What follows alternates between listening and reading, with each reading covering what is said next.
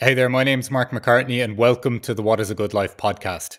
Over the last 3 years, I've interviewed over 200 people around this question, not to prescribe you with the universal answer, but to help you to find and define your own answer to this question. I'm hoping the guests' curiosities, explorations, and inquiries will prompt your own inquiry into what this question means for you. Well, I'm also trying to share with you what I perceive to be more genuine expressions of the human experience and indeed more meaningful conversations. Which brings us to this week and the 68th episode of the What is a Good Life podcast. And I'm delighted to introduce Amy Elizabeth Fox as our guest. Amy is one of the founders and CEO of Mobius Executive Leadership, a global transformational leadership firm. She has also served as a leadership and culture change advisor to Fortune 500 companies.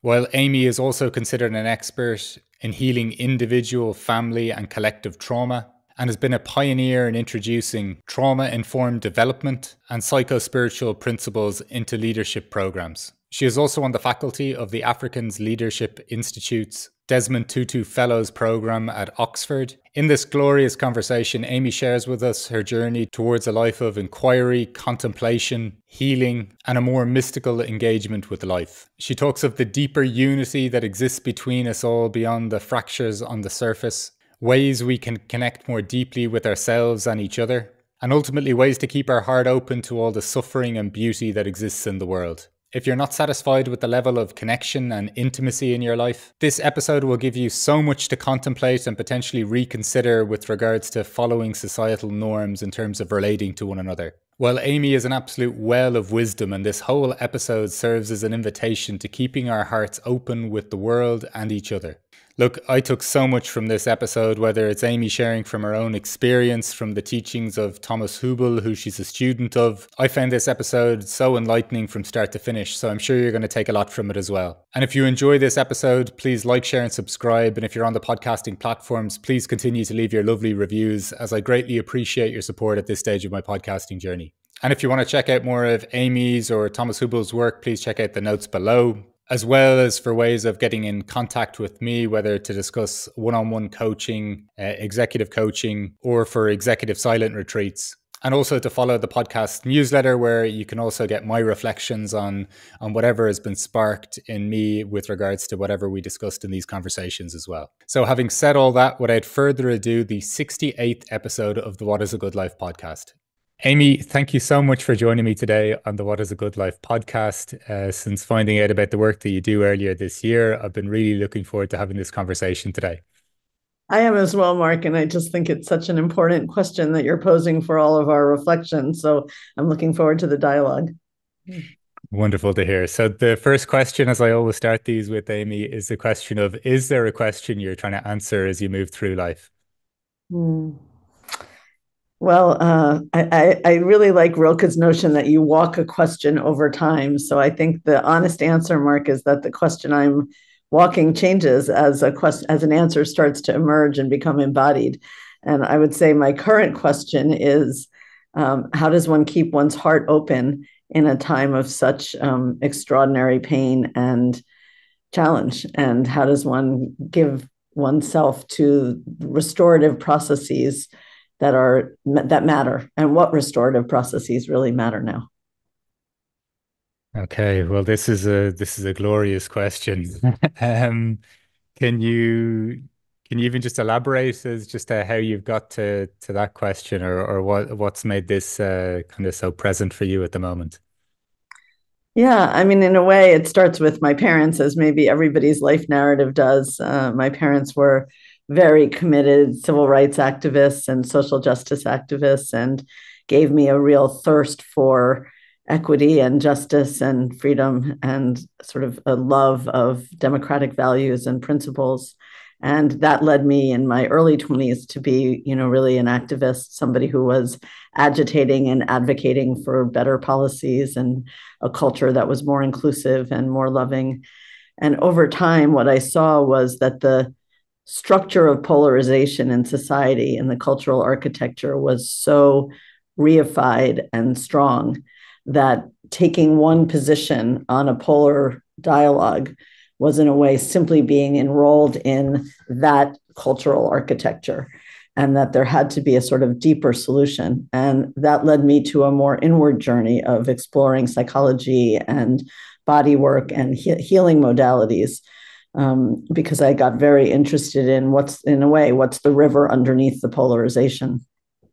And both of those things, activism and social conscious and psychology and deep healing work, are still pillars of what I'm doing. But over time, my own journey has taken me to a more mystical orientation to repair.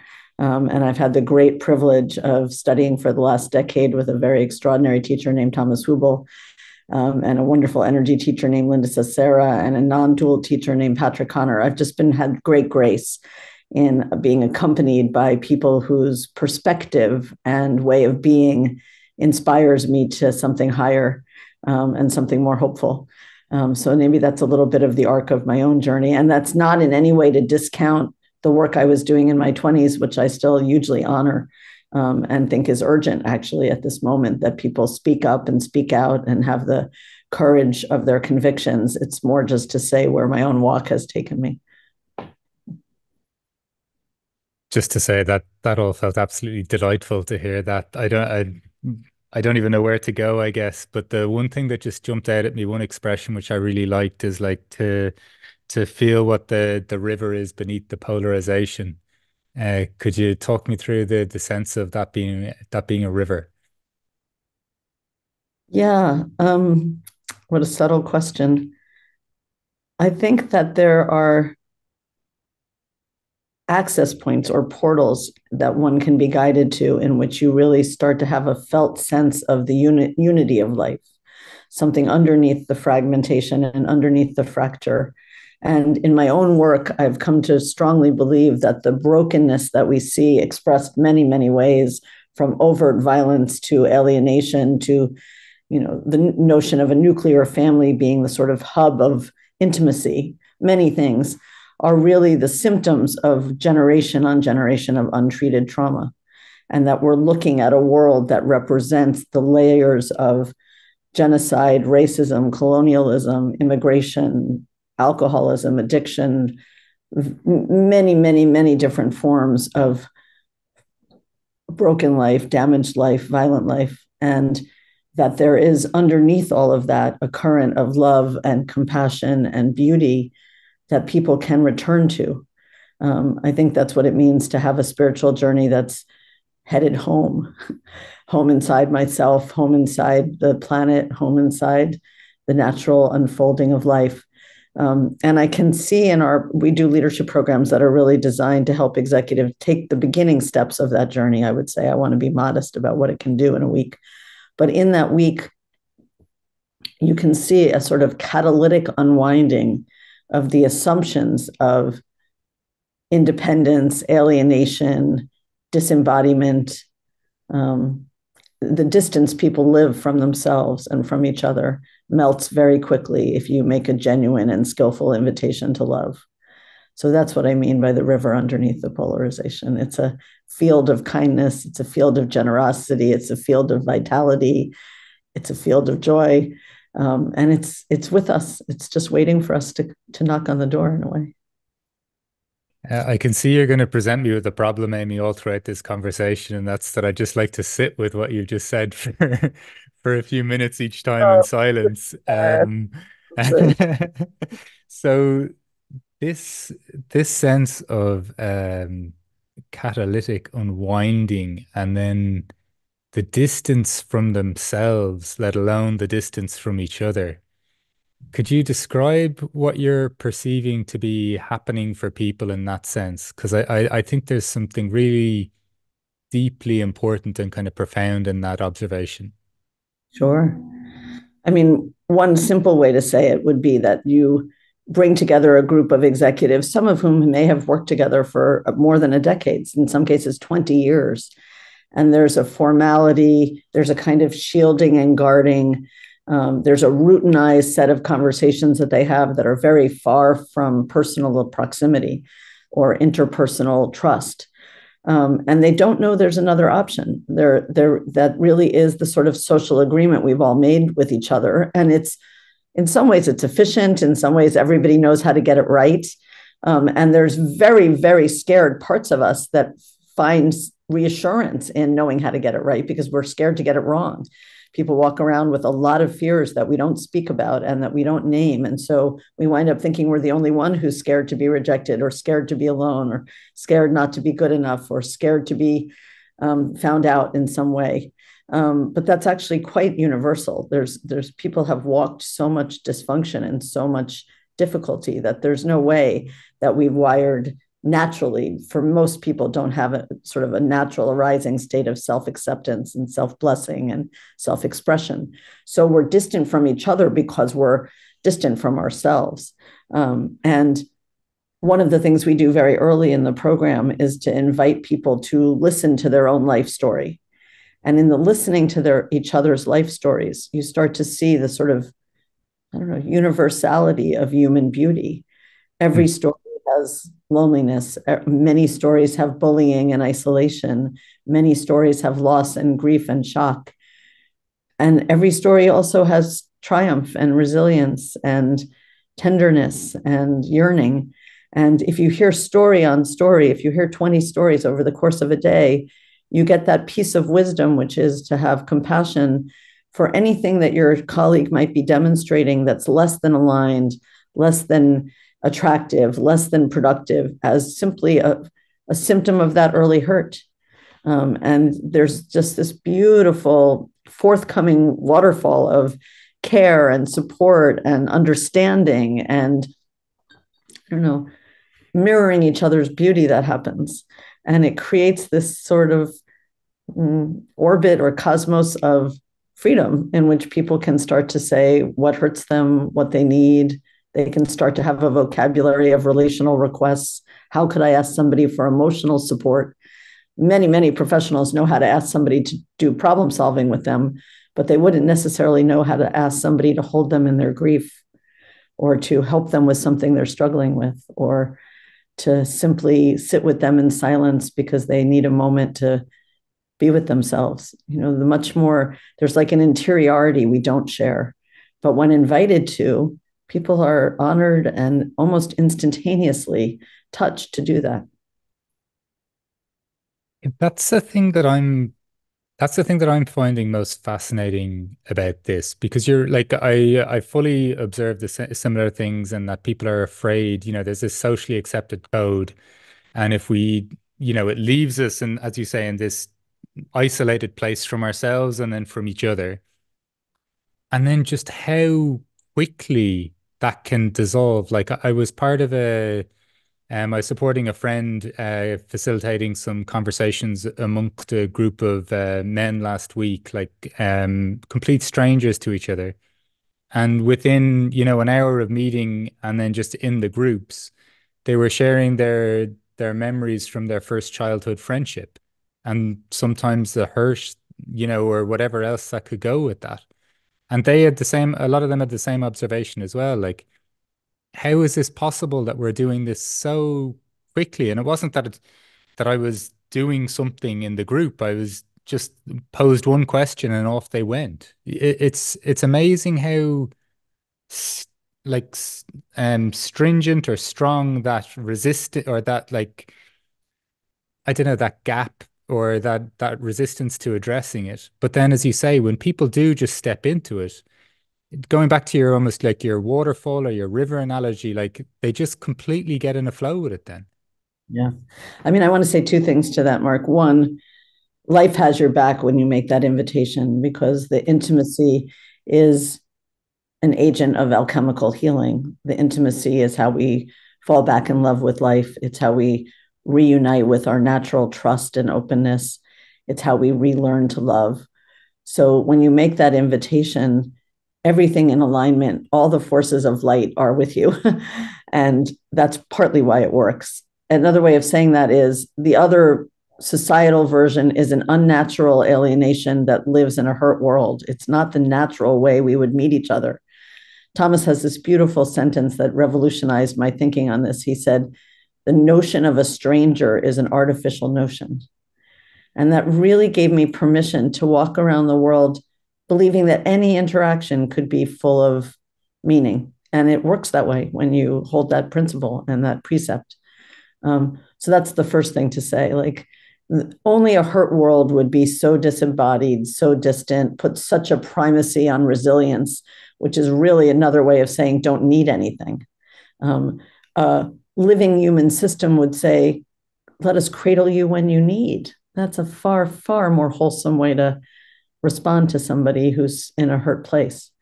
So that's the first thing. The second thing is I just wanted to slightly question or push you on, I didn't do anything but ask a question, because that's not actually true.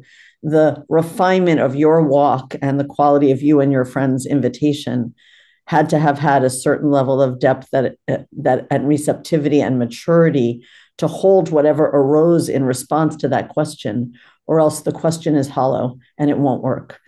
That invitation only works if you've crafted a container that is reliable to hold what it's inducting and inviting. And that is my life's work, is to figure out how to help a group of facilitators and a community of practitioners become such a vessel. And I think it's actually a very multifaceted, intricate art. And so I know it feels like all you did was ask a question, but all the 40 years or 50 years you walked your inner life before you asked that question are also in the room.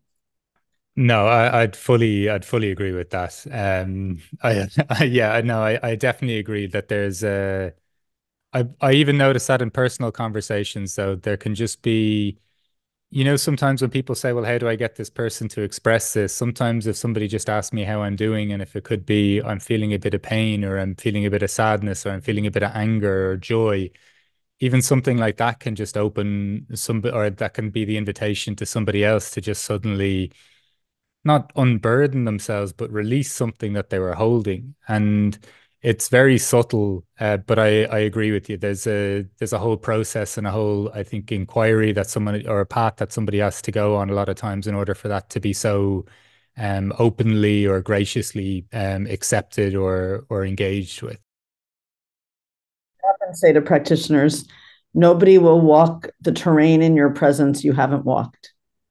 Or Yeah. said another, your presence is the ceiling on what people will share with you, what they will confide in you, what they will invite you into in their own interiority.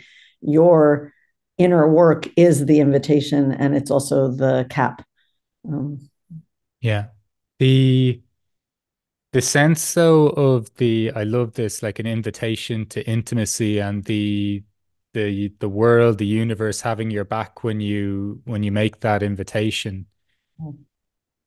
The sense, like the word intimacy up until even a few years ago to me was almost exclusively associated with like a romantic partner. And the idea that intimacy is so freely, or not so widely available, I think, is something in the last few years that's been a bit of a revelation to me. And something that I would say as well is like it's almost what brings aliveness, not only to relationships, to my life, like to be intimate with the world. How has your relationship or your connection with like through intimacy, how has that developed over the years for you? Is that something that was always quite present, or is that something that you've come to discover? Oh, wonderful question. I think that I was always yearning for connection. There were ways in which I was a lonely kid, and I was a very nerdy kid. I wasn't a very popular kid. And I think that put a quest in my soul to find real connection. And I started building communities even in high school, and facilitating groups even in my teens. And there was something about living in a village and not walking alone that really called me very deeply. That's part of the answer.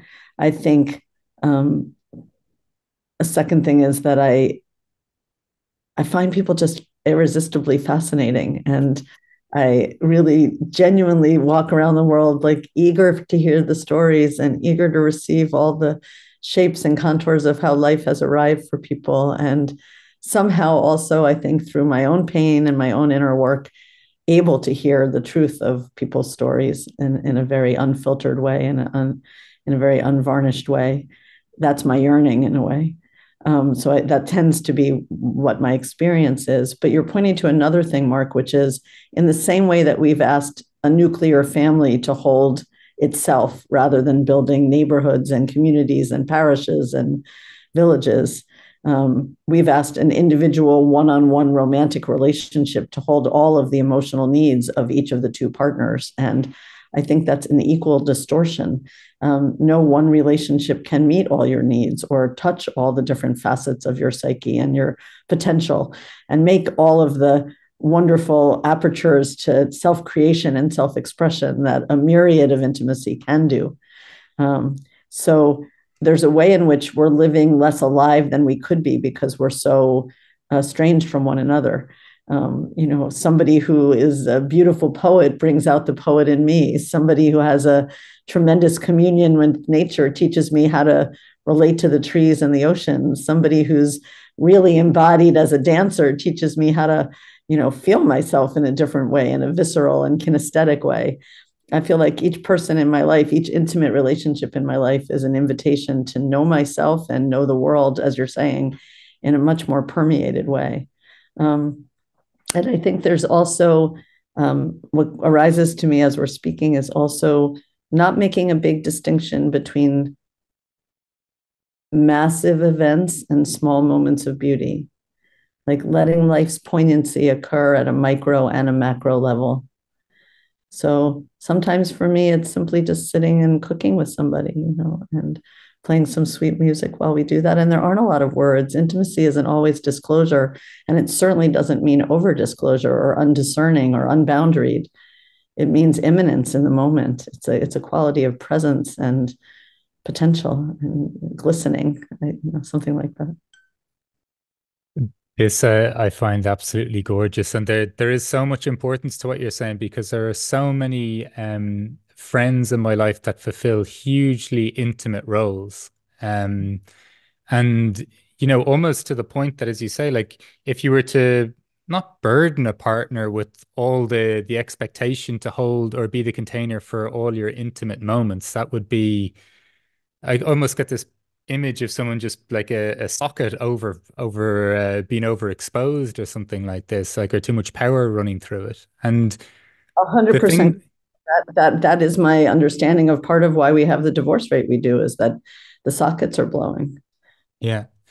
But then there's also an element of what you're saying that even just going back to the nuclear family, like I think I had a guest this week who's a biologist and was talking about all the interconnections, even just as a human being. We can't survive without like certain fungi or like organisms that like so a human being is a living community in a sense. And then as well as that though, like the pressure as we become a little bit more atomized in our lives and our communities, the pressure we're even putting on the family unit then to fulfill so many functions and provide so much support, which is at times untethered from the rest of its own community. I fully agree with you there. Like it's such a I I get a sense sometimes with intimacy that there's a lot of lost opportunity or there's a lot of like underused potential because I don't know, well I can just feel it off your your presence or your vibration, like the capacity for joy that we have when we expand our web of intimacy essentially. And as you say, like not in some like kind of haphazard way of like just oversharing and almost through the subtlety of noticing things like the silences, the small looks between us, the small moments. I'm getting the sense that there's just this I don't know, this superpower almost that we're not like tapping into. And, much of, as you described earlier, going in, like almost going in the opposite direction of it, like not even just not engaging with it, but even moving towards further isolation. I think it doesn't make me sad. It makes me quite optimistic because I think there's still so much for us to develop through. But it's when experienced, it's I don't know, it's kind of mind-boggling that we're not more engaged with this, or we're not talking about this more, or we're not developing this more. Yeah. I mean, I hugely resonate with what you're saying, Mark. And I can only say, my particular focus for the last 20 years has been helping organizations to become places of refuge for its employees, for its leaders that are holding people. and driving the business. And I can say that those organizations that have had the courage and the foresight to realize that they could transition from an atomized world, as you're describing, to a world of co-creation and collective care, they become very big beacons of what's possible inside daily organizational life. And it really doesn't take very much to unlock the natural entwining, just like the roots of the trees. We're meant to do that. So you pour a little water on the garden and the garden grows. And it's got to be skillful and well-nourishing water, but it's a beautiful thing to watch. And as I mentioned to you when we were preparing, I just got finished with 2 back-to-back weeks for a particular organization. And to watch people learn to literally dance together, make symbols together, share dreams together, create a coherent field that has ground and conviction and strength and moral alignment. It's really quite breathtaking and touching and poignant. It's marvelous. And it happens, as I said, easily and quickly and meaningfully. There's those relationships don't turn back, that move. And as you said, there's a quality of silence that those people learn to abide in while they receive each other that has patience, and it has a real presence to receive. And you have to teach people that. It's not technical skills like what question do you ask, or how do you do reflective listening, or what are the 3 skills of empathy. It's not tactical. It's helping people to have a different way of being with each other. That's the medicine.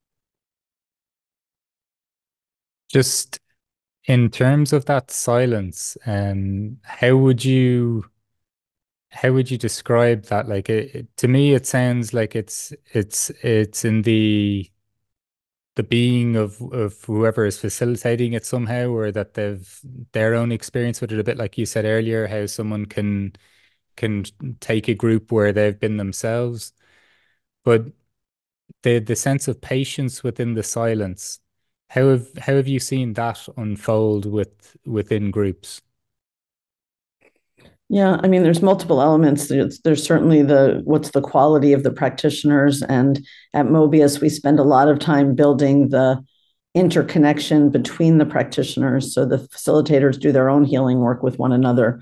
So participants are walking into a field that's pregnant with revelation in a way. We've all already been very raw with one another and truthful and in our own shadow work with each other. And I think that creates a field like you're describing. I think there's also literally showing people how to let what other people are sharing touch them. So often somebody will say something in the group, in the first couple of days, and it's an extraordinary thing that they've said. It's, full of sadness, full of grief, full of violence, full of something very impactful. And the next person speaks almost 10 seconds later as if they had just said, pass the water, or, how's your day? And you literally have to stop people and say, wait, did everybody hear what Joe just said? Did everybody feel what he's telling us? And then I usually will ask them to either turn to a partner or journal. How does that resonate in you? How do you feel what he said? How does it touch you? What would you want to say back as a statement of comfort? What would you want to offer back as a statement of resonance to your own experience? And then we practice offering words of comfort or words of connection or words of mutuality. And after a few days of that practice, the group knows how to do that. And that becomes the natural arising response, the organic response from the group field. The other thing that we do that I think is important to say is if you're creating an invitation where you're asking people to look deeply at the events of their life, particularly of their early life and their early hurts or their core fears, you have to have a quality of mature expert holding for what arises in that invitation. So I teach my programs with 5 or 6 very seasoned, very expert trauma therapists. Everybody in the group has a one-on-one session and a chance to really personalize what we're inviting people to explore. I had a beautiful moment with a participant a few weeks ago when he came up to me at the end of the program and he said, thank you. And I said, you're so welcome. I said, what touched you? And he said, You helped me to cry the tears I've walked with for 45 years. And, that touches me to my core, Mark. And I really believe part of why we're living in such a hurt world is people are walking around with lakes of uncried tears. And that if we would slow down and attend to what's been unattended for generations, those tears become the fertility of the future. That's a beautiful sentiment. Very curious as well. You were describing there even responses of comfort. Mm. I I'm deliberately running some groups at the moment where we just like silence is a big part of it. So it could be even sitting in 30-minute silences together. And I'm intrigued as well, just for your perspective on this, or what do you see happening if somebody has shared something of like not like not crazy or sorry, not like really intensely described trauma, but they've pointed to heavy trauma without sharing the specifics of it. Several people have commented that they felt seen and heard by the group when nobody said a word. um I was just intrigued in your experience. What do you think is a what do you think is occurring in those moments where somebody can feel fully held by the container of the group without anyone having said something to them? Yeah, I have two thoughts about that. One, because we're not comfortable hearing harsh and frank reports of what people have walked and lived, we tend to take a very simple statement of pain and then try to problem solve it or offer solutions. And actually, that well meaning and well intentioned, immediate knee jerk response of, let me help you fix it, does the opposite of the intention. It actually says, I can't hear you. I can't hold this. I can't be a witness to what you're offering. The silence in juxtaposition to that says, I'm here and I'm unwavering and you can keep going. And we are done when you're done.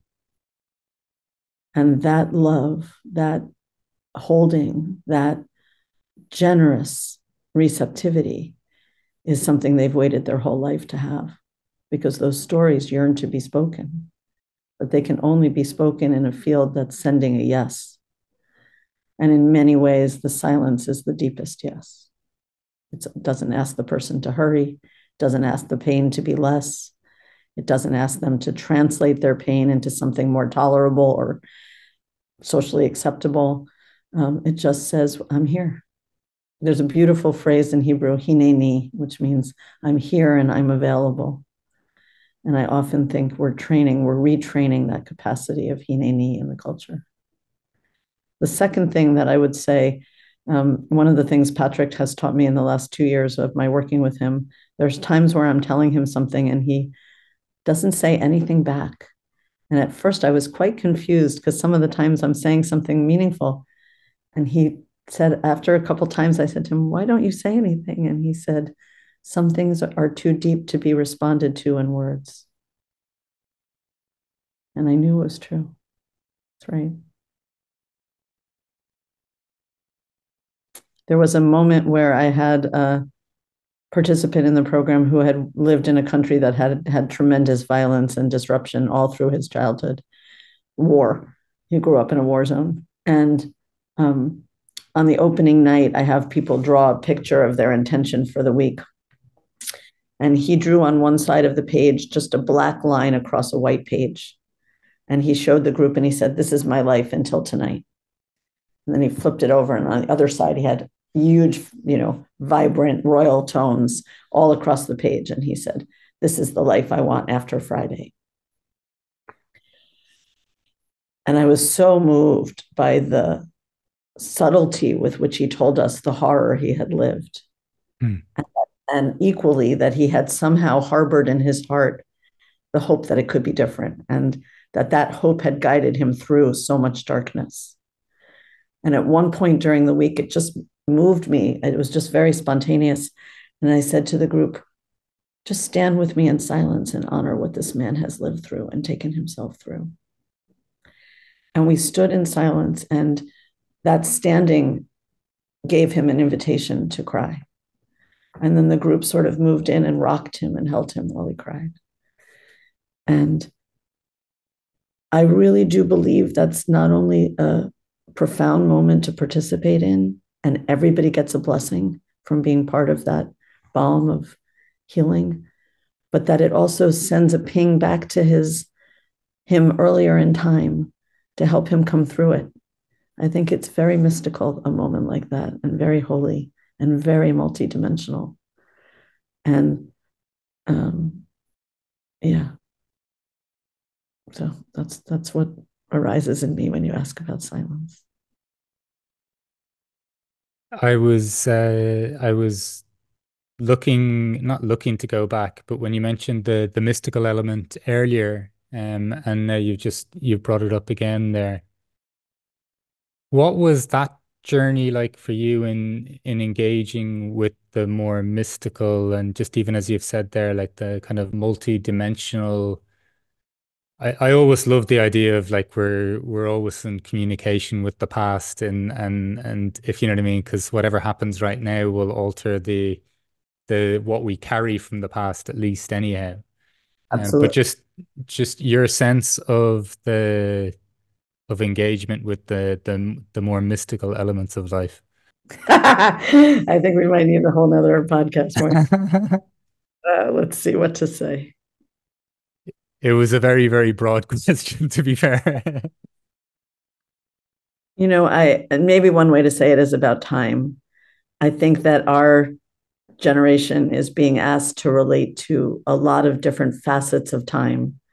I think the first time you alluded to, we have to be in relation to is ancestral time.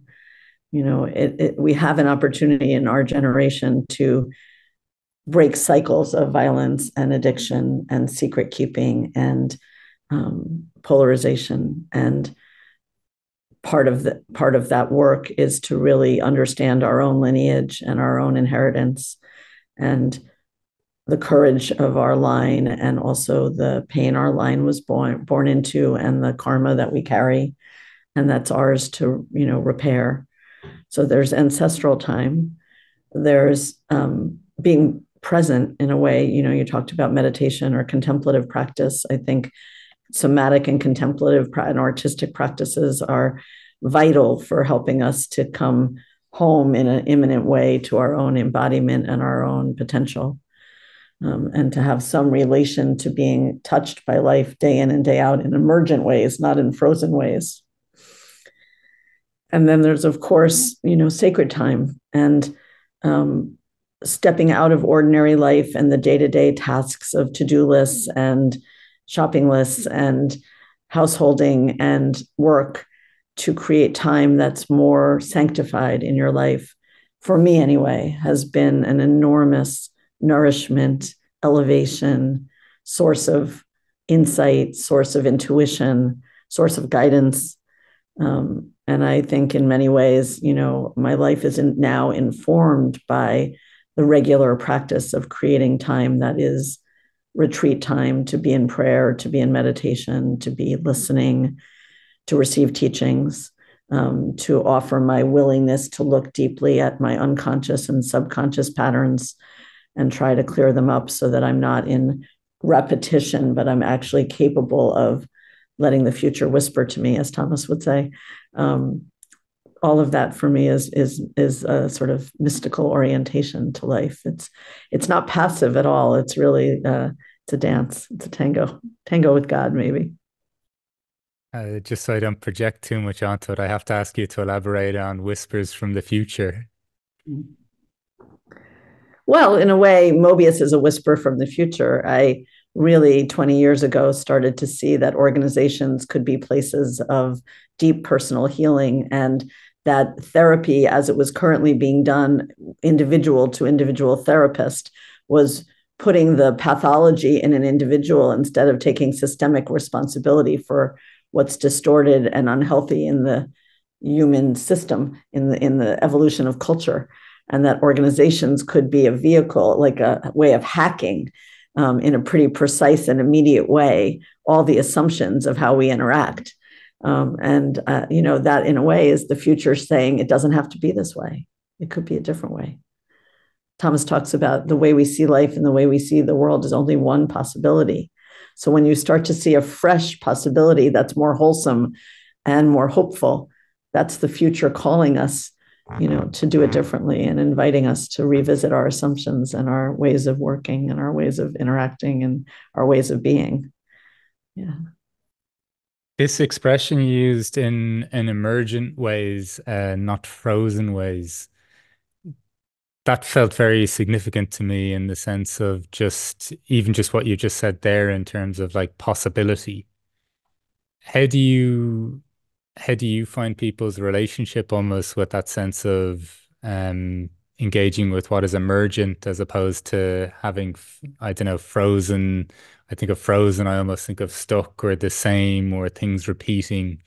How do you find people's receptivity almost to this like more kind of an emergent engagement? Maybe I'll just share a sign that I take as good news.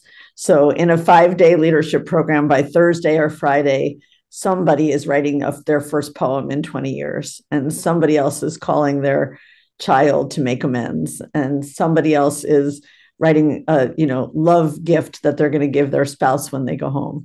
That's what I mean by emergent life. It's like the natural joy, ebullience, kindness, generosity, juiciness just reemerges, gets kicked up and again like a sand that's swirling in the sandbox. And it's beautiful to watch. And you don't have to teach people how to do that. You just have to unlock the box. That's um that's something that's been very kind of present in my mind of late, like is just how innate a lot of this stuff is. And, as you say, like you've touched on it a number of times, you don't really need to teach people for hours. You just need to invite them into another almost experience or another perspective of life. Because this, I don't know, when you said things like that, writing your first poem, like over the last maybe, I don't know, 8 years or something, I probably went from never having written since my English exams or something in high school to writing poems. Like there is Good something, for you, Mark. Beautiful. but there is something though, isn't there? Like there's once again, like if you even look back through the history of time, people were creating art well before we had all like sorts of stability and security around possessions and everything else. Like this is like it almost feels like a deeply suppressed sense of ourselves because a lot of times we just, if we're not the arty one in high school, we just go through the rest of our life saying that we don't have art or creativity in us. It's literally suppressed soulfulness. Mm. Literally suppressed soulfulness. We had a beautiful guy in the program this week, and when he went to his one-on-one session, he's anonymous, so I think it's okay to share.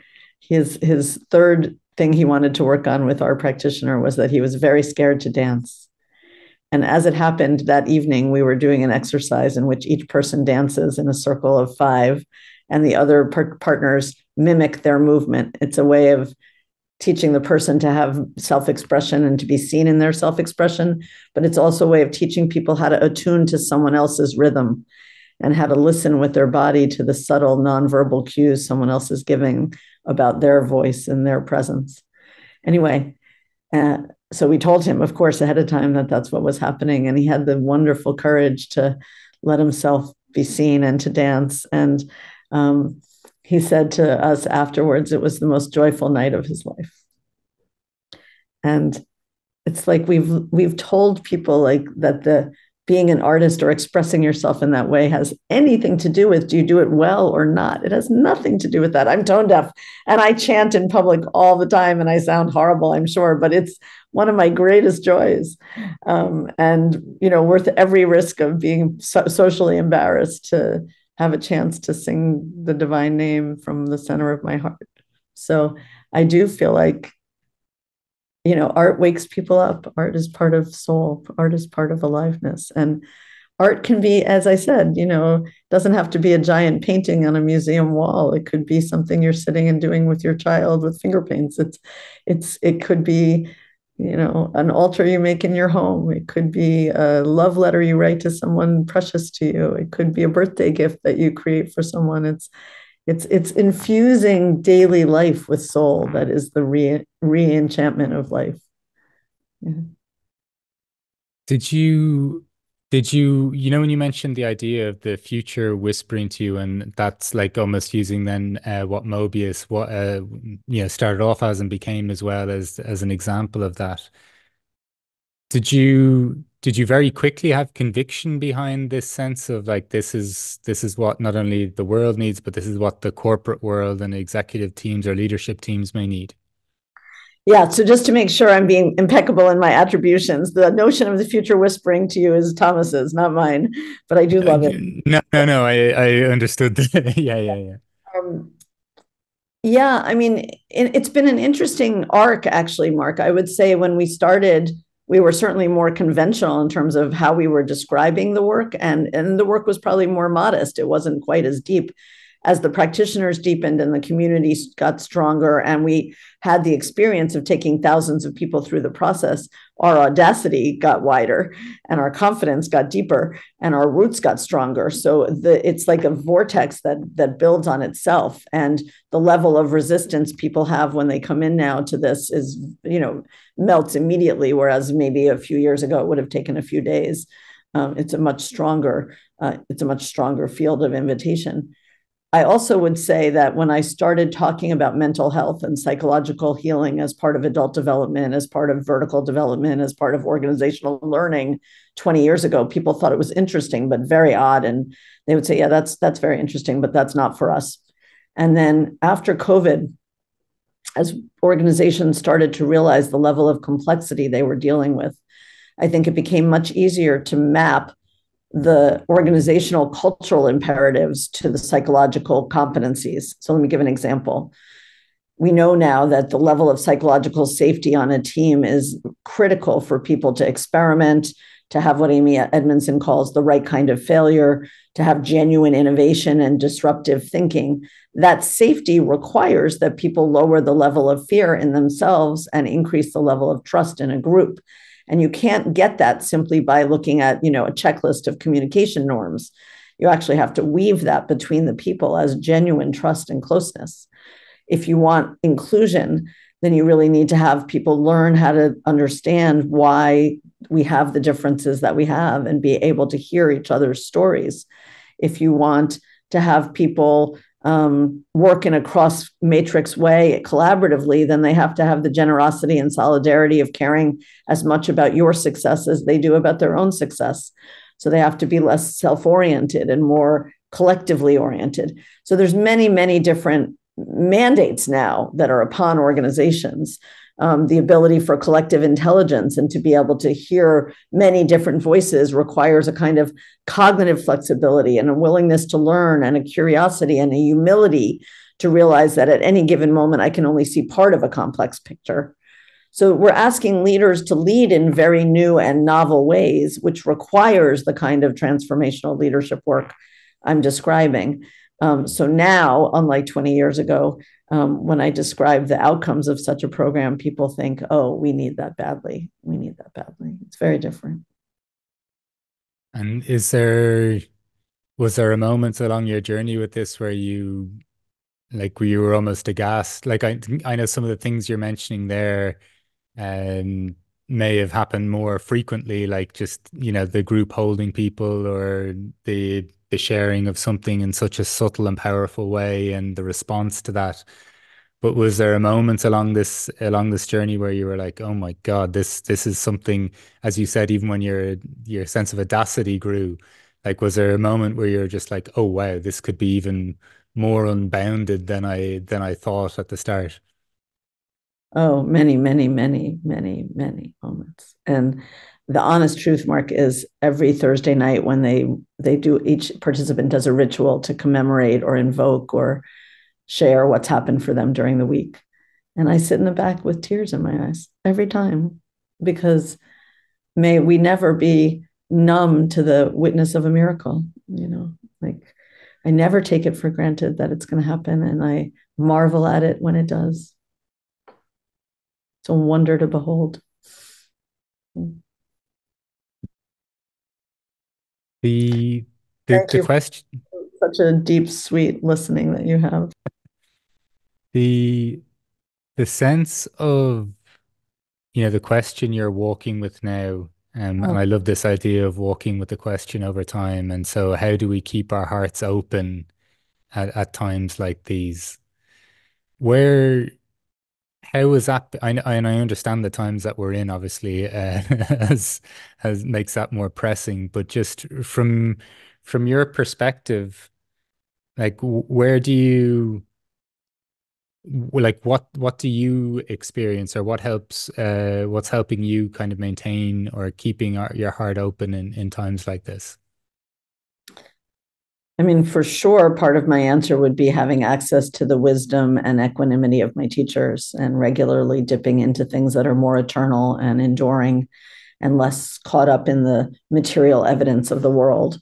That would be one answer. Like, I have to have the nourishment of perennial wisdom and guidance. A second answer is that I think we have an obligation as practitioners to disproportionately attend to the beauty and the hope.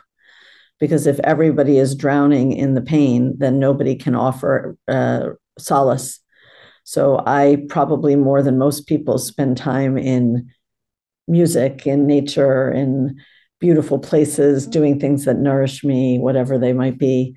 So there's a kind of level of impeccable self-care that's required now if you want to be any kind of a teacher, facilitator of transformation, healer, that I think is part of the answer. Another part of the answer is having a willingness to not know. There are certain questions that are ripe now in the culture, and there's no way to get it right. There's no way to know everything you would wish to know. So you also have to just be willing to say, I'm on a learning journey and I'm walking forever and I don't know. It's Passover today, and I normally spend Passover in Israel, and I'm not there because of the circumstances, and very heartsick not to be there. And that's an example of there's nowhere I can see to stand that leaves me other than restless and heartsick. So then you're restless and heartsick and praying, and that's what it is right now. And by which I mean heartsick of what's in Israel, heartsick of what's in Gaza, heartsick of what's in Iran, like everywhere. It's, we're looking at generations of pain that's not been tended to.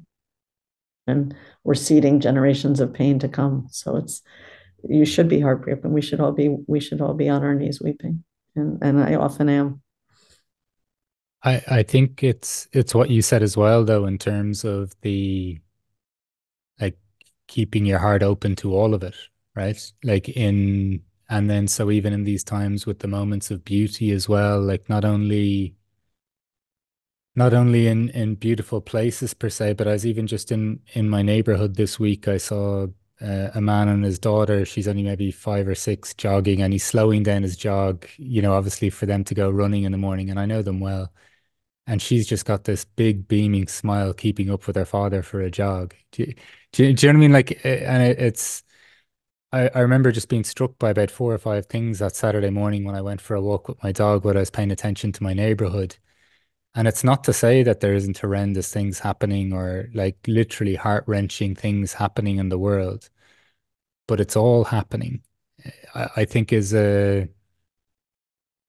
not that we become delusional and disassociative, but also at the same time too that we don't discount the prevalence of beauty that coexists simultaneously as well. It's a very important caution that you're giving, right? The danger of having a spiritual practice is that spirituality can become a bypass or a dissociative mechanism from the pain of the world. I think in our generation, we're being asked to straddle, which is difficult, but it's true.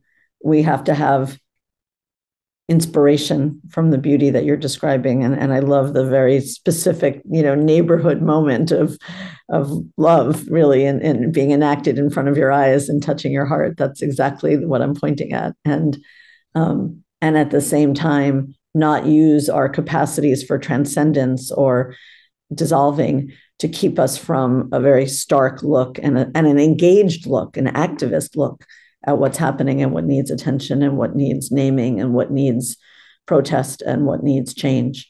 And to hold those two poles together, the transcendent and the immanent, I think that is the work of anybody that wants to be part of this restoration in our generation anyway. It's Yeah, not to go to the monastery, it's to do it, as Thomas says, in the marketplace. yeah.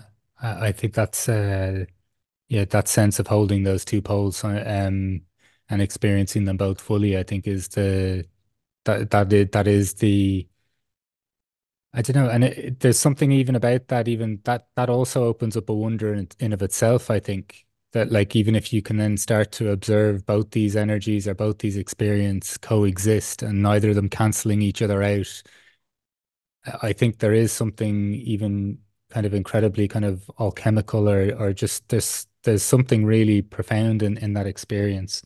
Amy, just aware of the time and Mm. God, I usually have a thread to recap with these things. You've just said so many, I don't know, stunningly powerful things over the course of the last 50 odd minutes or so. Whether it's the question of keeping your heart open in these times, whether it's, paying like being aware of the river that flows underneath the polarization, whether it's creating moments of contemplation and reflection. And obviously, you're talking about the significance of community and interconnections beyond like the nuclear family and so forth. You talk as well as that, the importance of your teachers that you've quoted at different times as well, finding yourself at home in the planet, kind of juxtaposing that to the distance people find between themselves and also then each other as well, of course. But then like holding like the love, compassion, and beauty, all while not looking away from, the suffering, the shadow, the unconscious, like wherever we may find things that we're not fully comfortable with. But also touching on this beautiful capacity for people once they're given this invitation to intimacy, that how this can flow like a waterfall, this can flow like a river, and that obviously being a huge focus in your life and the work that you're doing.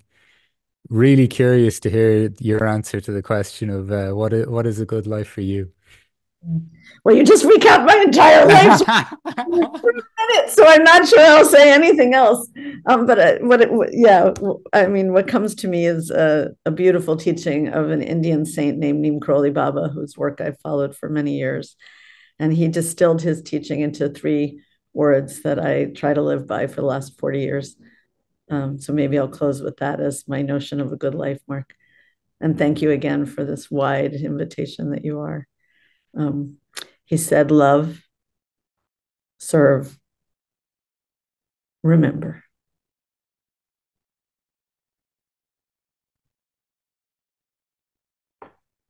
As Ram Dass is somebody who I've absolutely adored over the last decade, and that ring or that echoes from what I've heard him reflect on as well. Um, Amy, this has been an absolute joy for me. I've thoroughly enjoyed so much of what you've shared. I'm gonna really enjoy even listening back to this. There's gonna be things I assume I haven't even picked up on that will hit me when listening back to it as well. But just to say a big thank you for joining me today on the What is a Good Life podcast. Such a privilege. Thank you, Mark.